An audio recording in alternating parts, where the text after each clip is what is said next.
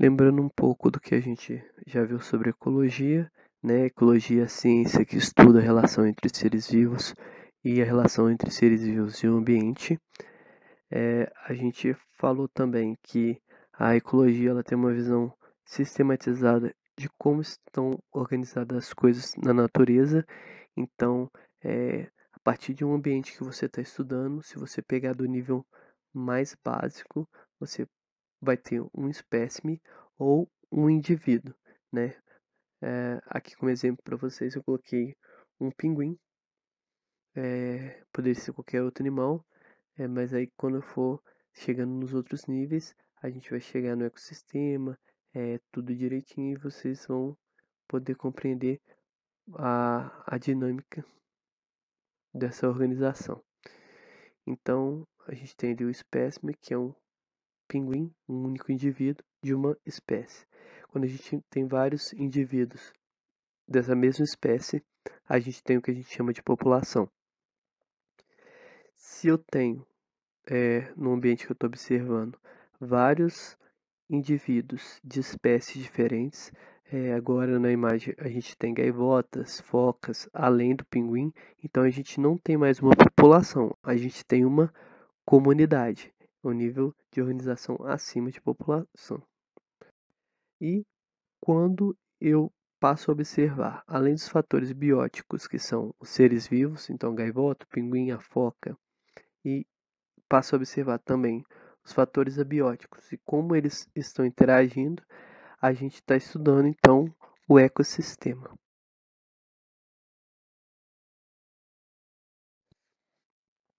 O próximo nível após ecossistema é o bioma. O bioma é um conjunto de ecossistemas com características parecidas, e nem sempre está distribuído de maneira homogênea sobre o planeta Terra. A gente vai observar isso nesse exemplo aqui que a gente está dando. Então a gente tem o ecossistema no qual está inserido o pinguim, é, a foca, a gaivota, as características desse local, um ambiente coberto por neve, pouca vegetação, um lugar frio. E a gente tem outro ecossistema muito parecido com esse que ocorre no Polo Norte. E a gente observa ali os animais, o urso polar, a raposa do Ártico, a morsa, e o ambiente coberto por neve, pouca vegetação, muito frio, né? Então são dois ecossistemas muito parecidos. Como último nível, a gente tem a biosfera, que seria um conjunto então, de biomas. Nas imagens ali a gente tem a representação do mundo, né? Onde cada cor nos continentes ali representa um bioma diferente. E embaixo a gente tem dois desenhos que representam de maneira simplificada o que seria a biosfera. Então, onde na Terra, seja na atmosfera, na litosfera ou na hidrosfera, que seja permitida a existência de vida, a gente tem a biosfera. Os biomas, então, por apresentarem ecossistemas com características semelhantes, eles são os ambientes que a Terra proporciona no planeta. E esses conjuntos de ecossistemas, eles são agrupados de acordo com características, sendo as principais o clima, a flora e a fauna. Os principais biomas mundiais que a gente vai estudar vão ser floresta pluvial tropical, savana, deserto subtropical, campos e bosques, floresta sazonal temperada, floresta pluvial temperada, taiga, tundra e biomas aquáticos. O próximo bioma que a gente vai falar vai ser as savanas, um bioma de clima tropical e subtropical. Então, se a gente observar no mapa à direita, onde está colorido de verde musgo e circulado de vermelho, onde a gente encontra esse bioma. O que chama a atenção é que nesse bioma ocorrem duas estações do ano bem definidas, uma de seca e outra chuvosa, e a vegetação predominante é por gramíneas. Depois alguns arbustos e árvores. E essa vegetação apresenta adaptações para o grande período de seca, como troncos tortuosos, troncos com cascas espessas, raízes profundas, espinhos e a queda de folhas. Quando uma árvore, uma planta, apresenta essa queda de folhas, natural, a gente chama essas plantas de caducifólias ou decíduas. Aqui a gente tem duas imagens da savana africana, uma na estação de seca e uma na estação chuvosa. A primeira seria na estação chuvosa, onde a gente observa que a grama está bem verdinha, as árvores com bastante folhas e a presença de animais. Um rinoceronte com alguns búfalos ao fundo. E a segunda imagem a gente observa a savana numa estação de seca, a vegetação, as, é, uma coloração parda, seca e as árvores com poucas folhas. E justamente com essa, essas duas estações do ano bem definidas é, acaba causando o comportamento dos animais, sendo os animais, o comportamento de migração. Os animais migram, eles vão de uma região para outra à procura de alimentos. Como a gente pode observar naquela imagem, na estação chuvosa a gente observava a presença de animais. Na estação seca já não havia. Como exemplo de savana, a gente tem a savana africana, a primeira imagem à esquerda. A imagem do meio seria o cerrado brasileiro, seria outro tipo de savana. E por último, a terceira imagem à direita, a gente tem a savana australiana, inclusive com alguns cangurus. O próximo bioma seria o deserto subtropical. A gente observa que eles estão próximos ali às linhas dos trópicos de Câncer e Capricórnio, e por isso o nome subtropical. Uma característica interessante desses biomas é a alta amplitude térmica. O que significa isso? Os desertos eles apresentam dias muito quentes e noites muito frias. Muita gente acha que o deserto ele é quente, sempre quente, quando na verdade ele é muito quente durante o dia e à noite ele é muito frio. Os desertos eles apresentam baixa umidade, né, pouquíssima vegetação, e aí quando presentes são plantas adaptadas a esse tipo de ambiente com pouquíssima água.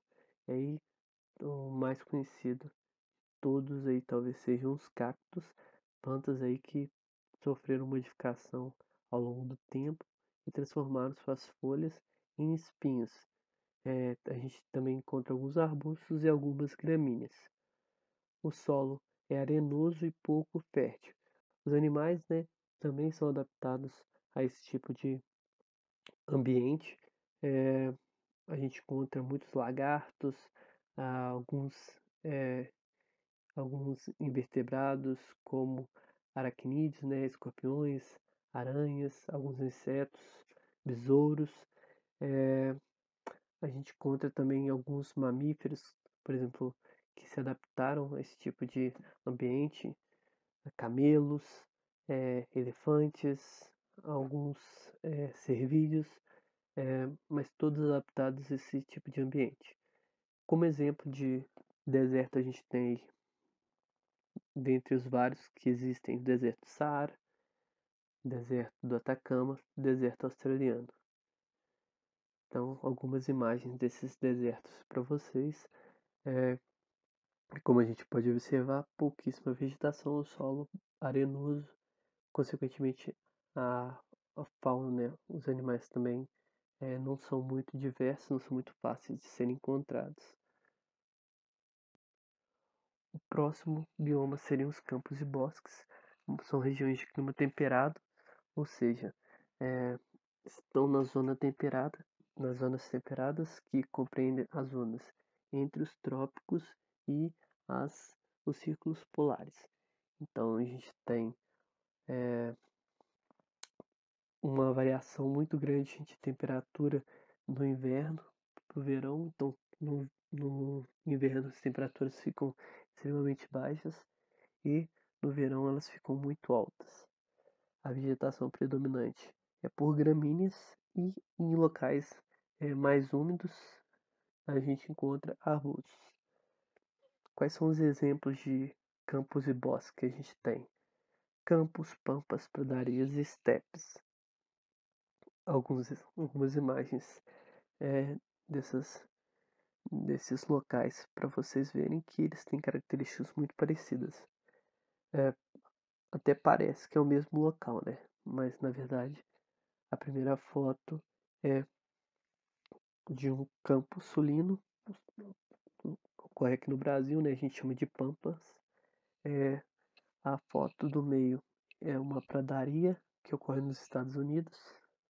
E a última foto, um steppe, é um tipo de campo que a gente encontra na.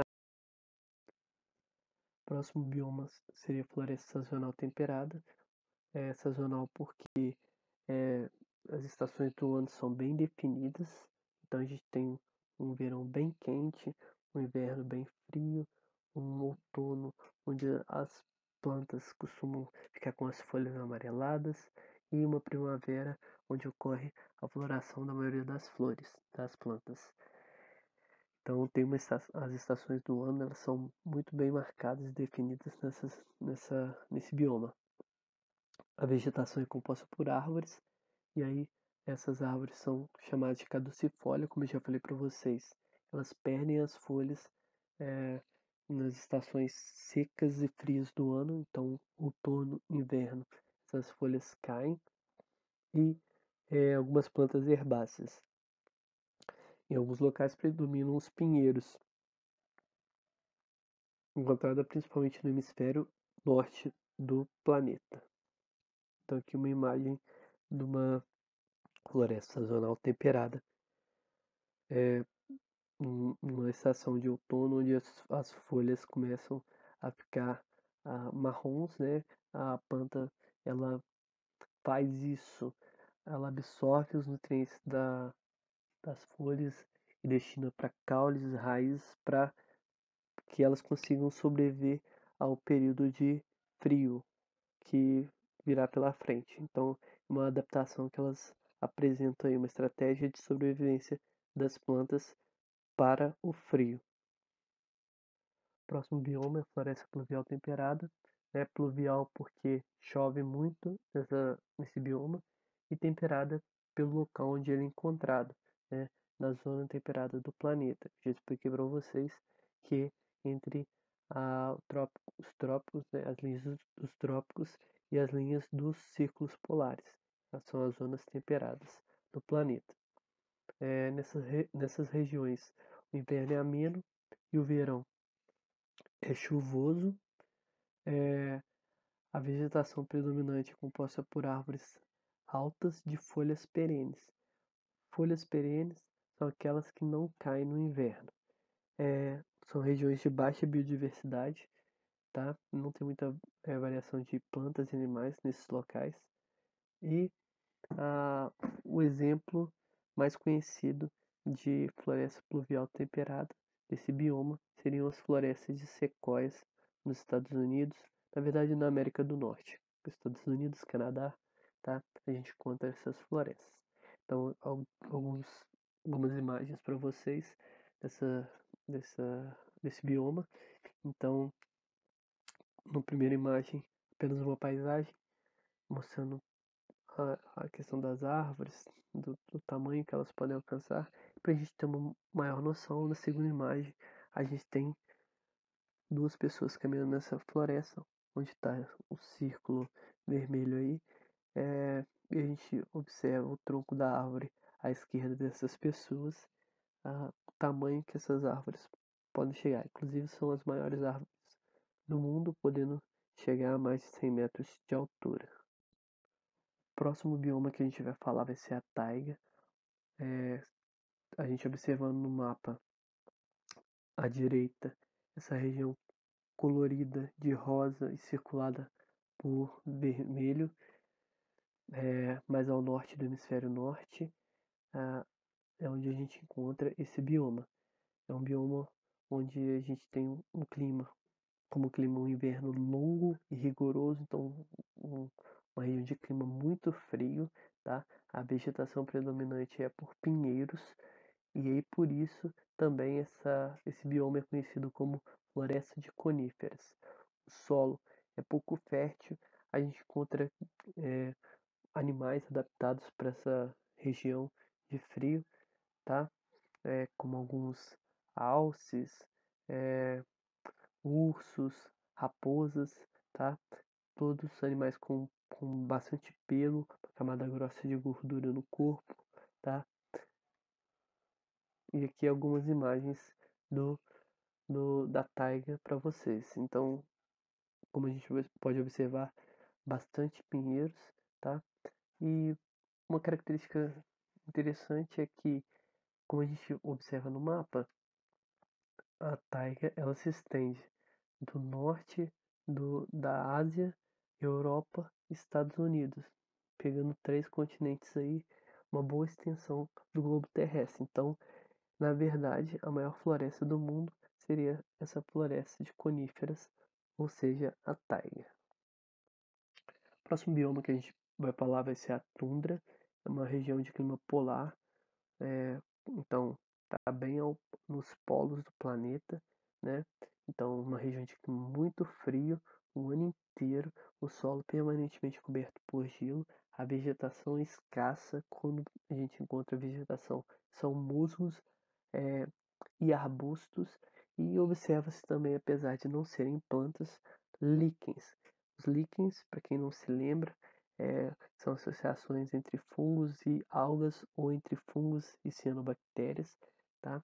E eles são seres que colonizam primeiramente os ambientes. Então, eles são seres adaptados para essas condições extremas, ajudam na formação do solo. E aí, como eu já falei para vocês, é um bioma que a gente encontra nos polos, né? Então, o extremo norte do hemisfério sul e do hemisfério norte do planeta, tá? E a gente pode encontrar também esse bioma de tundra nos Alpes de montanhas. Aqui, alguns exemplos de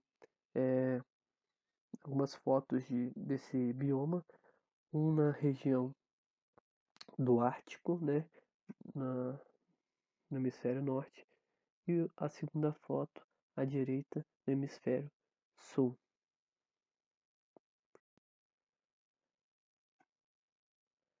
E a gente vai falar também dos ecossistemas aquáticos, e aí eles podem ser tanto de água doce ou de água salgada. Quando eles forem de água doce, a gente vai dar o nome de ducícola.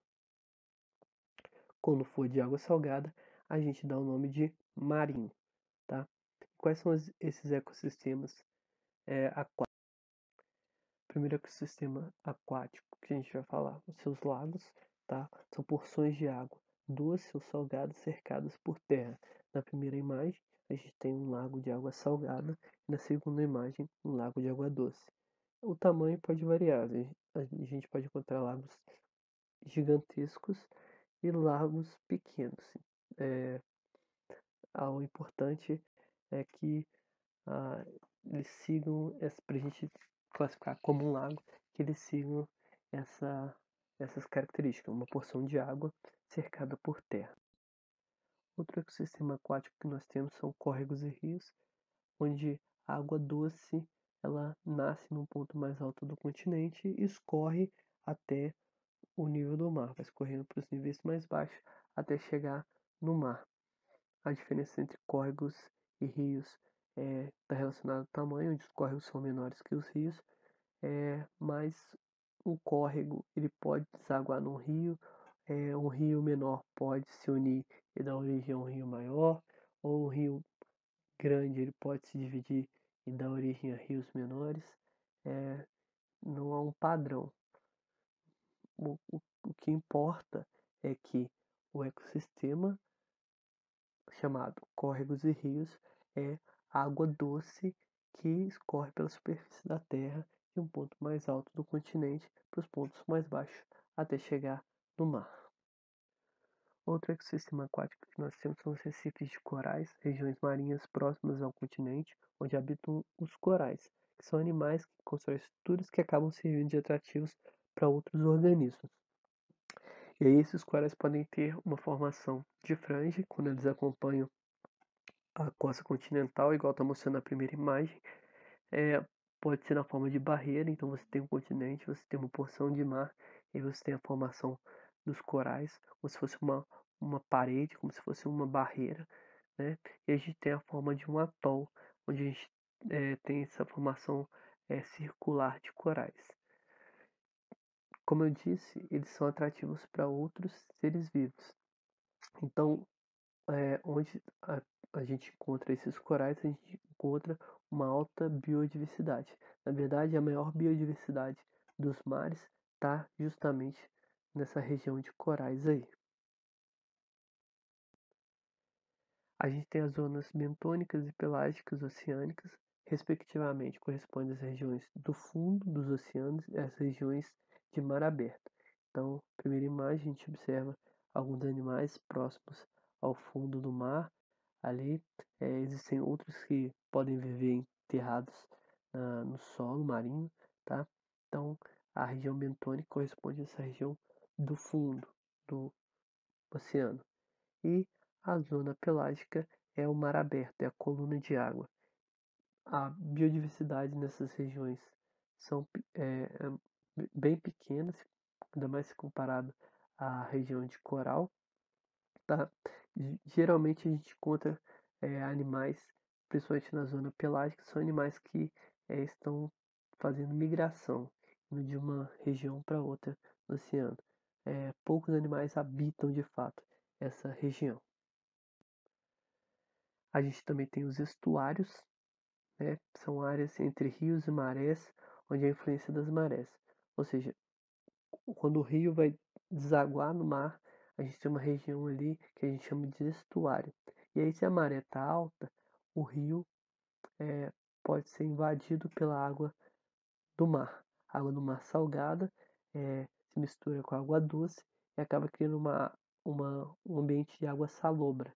Ela não é tão salgada quanto a água do mar, mas também não é tão doce, tá? É uma região onde vários seres se adaptaram a essa condição. É uma região de bastante biodiversidade também. Outro ecossistema aquático que nós temos são as zonas entre marés. São áreas que sofrem alagamento pela água do mar quando a maré está alta e se torna seca quando a maré está baixa. E aí a gente encontra também seres que se adaptaram a essas condições. Na imagem a gente pode observar a mesma região quando a maré está alta, ela é totalmente invadida pela água, e quando a maré está baixa, a gente percebe que o mar está bem recuado, bem ao fundo, e pessoas conseguem caminhar tranquilamente nessa região. E aí, alguns seres vivos se adaptaram a essas condições. Uma área com uma biodiversidade bem interessante também. E por hoje é só. A gente vai fazer os exercícios da página 7 à página 10, somente a letra B do exercício 5. Obrigado, até a próxima.